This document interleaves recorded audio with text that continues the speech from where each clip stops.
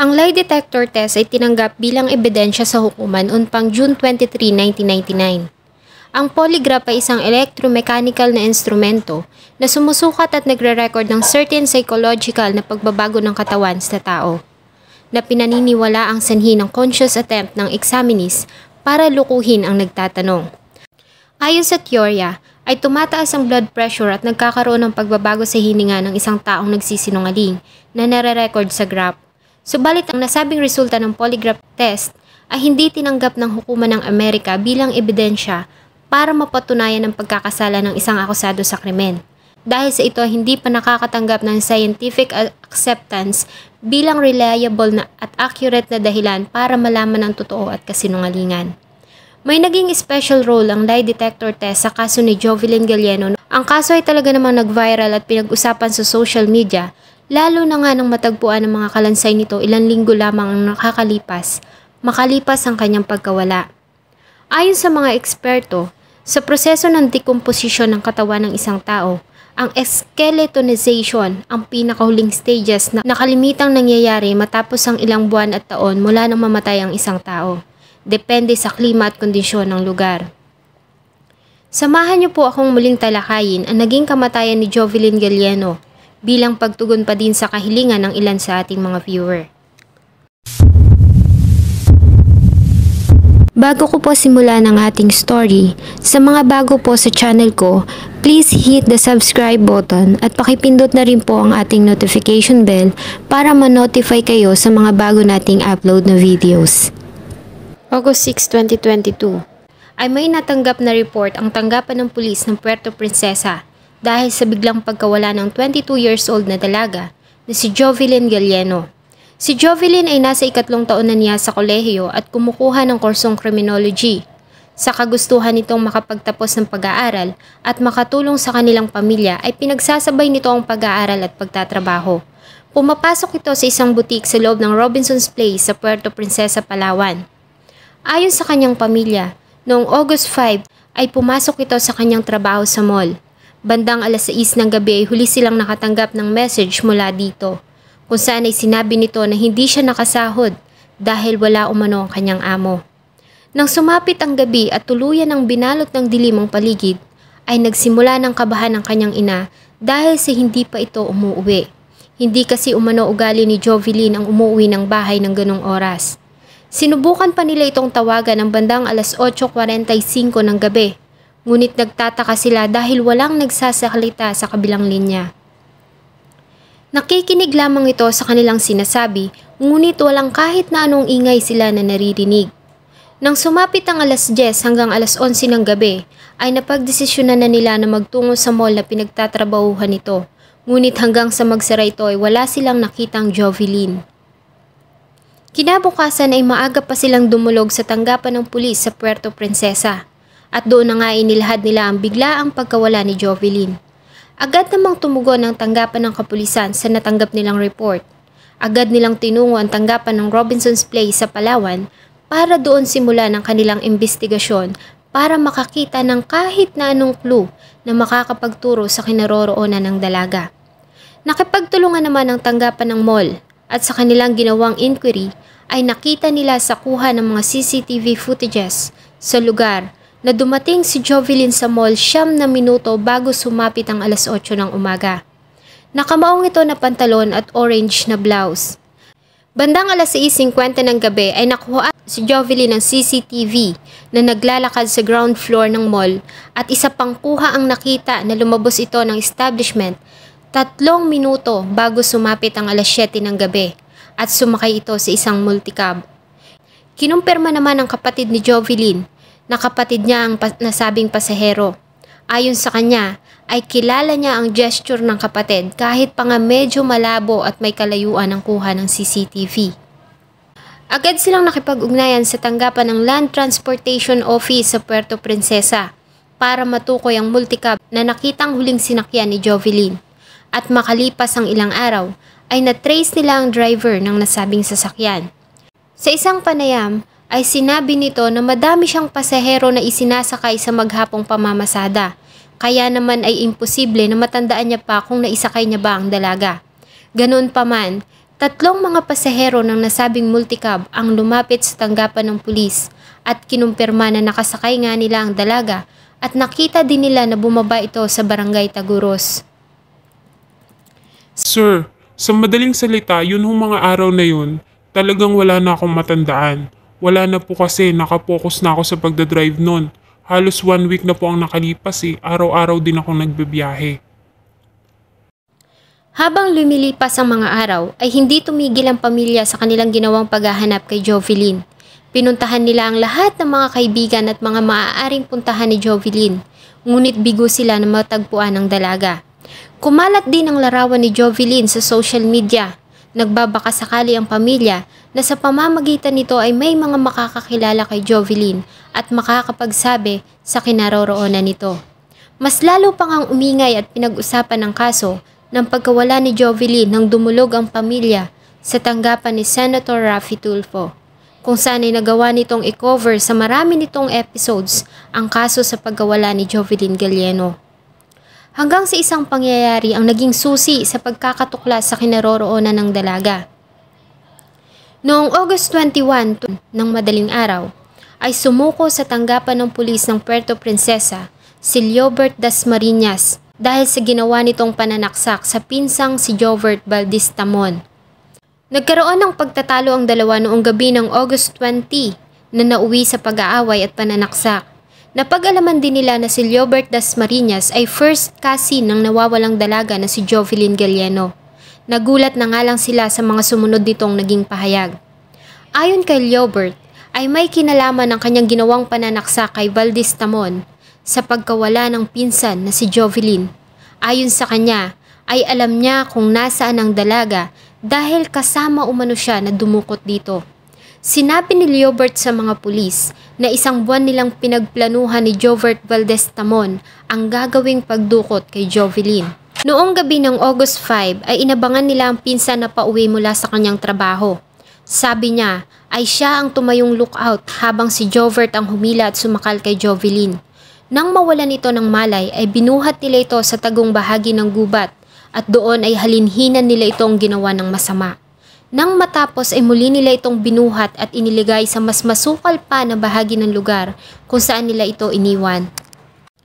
Para patutuhanan ang kanyang mga naging pahayag, noong madaling araw ng August 23, si Leobert kasama ang mga pulis ay tinungo nila ang lugar kung saan ay sinabi ni Leobert Dasmariñas na iniwan nila ang katawan ng biktima.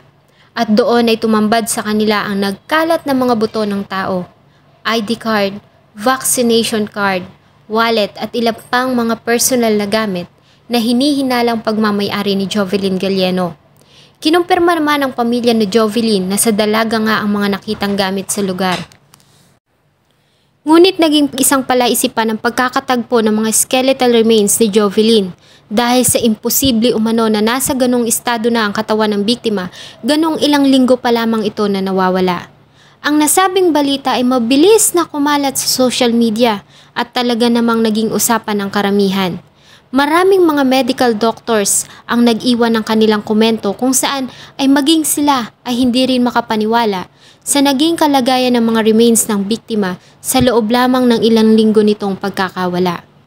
At para masagot ang mga katanungan, ay agad na naglabas ng pahayag ang Philippine National Police na ang mga nakuhang kalansay ng tao ay kanilang isa sa ilalim sa DNA testing para malaman kung si Jovelyn nga ang nasabing biktima. August 25, 2 araw matapos ang pagkakatuklas sa mga kalansay, ay sinamahan ni Leobert Dasmariñas ang mga pulis sa isang lugar kung saan ayon sa kanya ay ibinaon niya ang mga alahas ni Jovelyn. At muli ay kinumpirma ng pamilya ni Jovelyn na ang nasabing mga alahas ay pagmamayari ng dalaga. Samantala, sa kanilang naging panayam kay Jovert Valdez Tamon na noon ay nagpapagaling ng kanyang mga sugat sa ospital, ay tinanggi nito ang aligasyon. Ayon sa kanya, ay selos umano ang naging dahilan ng pag-aaway nila ni Leobert Dasmariñas at hindi umano tungkol kay Jovelyn Galieno.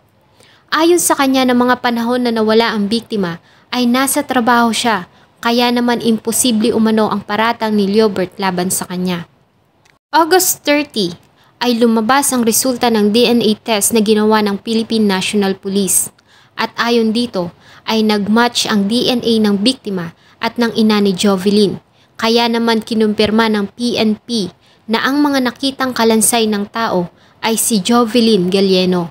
Ngunit sa kabila nito ay biglang nagbago ng pahayag si Liobert Dasmariñas kung saan ayon sa kanya ay pinilit lamang siya ng mga pulis at ng isang politician na umamin sa krimen. Ganun pa man, sa kabila ng pagbabago nito ng kanyang salaysay ay sinampahan pa rin ito at si Jovert Valdez-Tamon ng kasong panggagahasa at pagpatay sa Puerto Princesa Prosecutor's Office noong August 31 ayon sa kanilang naging pahayag. Kahit pa nga binawi ni Liobert Dasmariñas ang kanyang naging pag-amin, ang mga circumstantial evidence na tumutugma sa ginawa nitong nauna ng confession ay sapat ng basihan para sampahan ito ng kaso. Sa kabila nito ay hindi sila isinailalim sa warrantless arrest dahil sa ilang araw na ang lumipas bago natapos ang investigasyon. Kaya naman kailangan pa ng mga pulis na maghintay ng desisyon at mag-release ang korte ng warrant of arrest bago nila arestuhin ang mga suspect. Samantala, sa kabila ng effort na ginawa ng Philippine National Police at paglabas ng DNA result, ay naging palaisipan pa rin ito sa pamilya ni Jovelyn. Hindi sila kumbinsido na ang nasabing kalansay ay si Jovelyn Galieno. Ayon sa kanila, ang lugar kung saan nakita ang mga remains ay 300 meters lamang ang layo sa kanilang bahay. Kaya naman imposible na hindi ito mangamoy. Hindi rin sila makapaniwala na ganon kabilis ay magiging kalansay ang biktima. Kaya naman ay hiniling nila na hawakan ng National Bureau of Investigation ang kaso.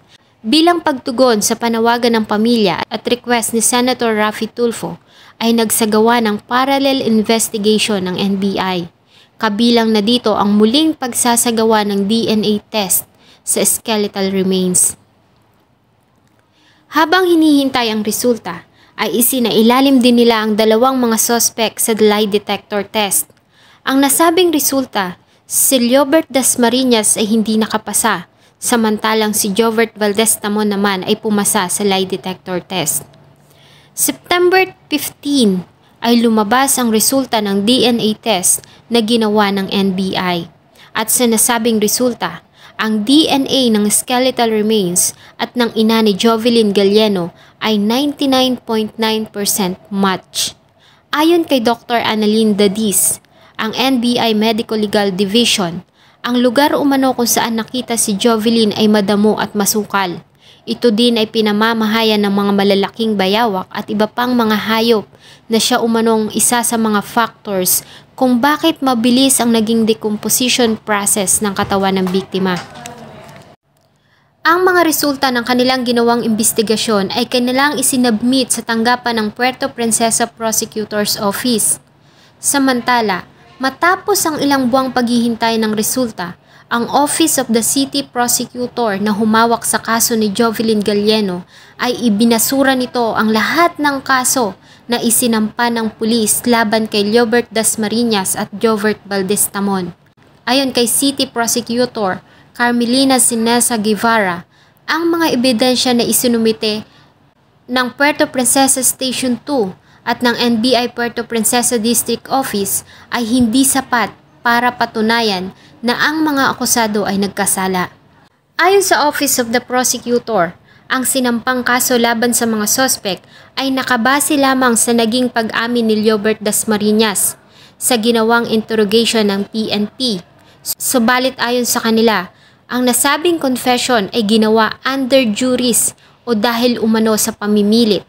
Ayon sa Section 3, Rule 133 ng Rules of Court, na ang extrajudicial confession na ginawa ng akusado sa ilalim ng pressure ay hindi maaaring gamiting ground para sa kanyang conviction, maliban na lamang kung may sumusuportang ebidensya ng corpus delicti.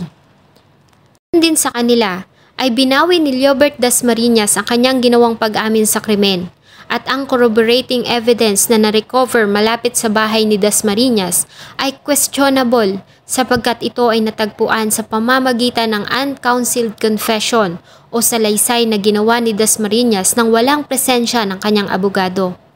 Nakalagay din sa dismissal na walang ebidensya na nag-establish ng kasong panggagahasa dahil sa hindi na ito posible sa lagay ng Kalansay. Sa ginawang clarificatory hearing ayon kay Police Lieutenant Colonel Janice Taginod ng City Forensic Office ay wala na umanong pwedeng gawing examination para malaman kung may nangyari bang panggagahasa mula sa mga buto na na-recover.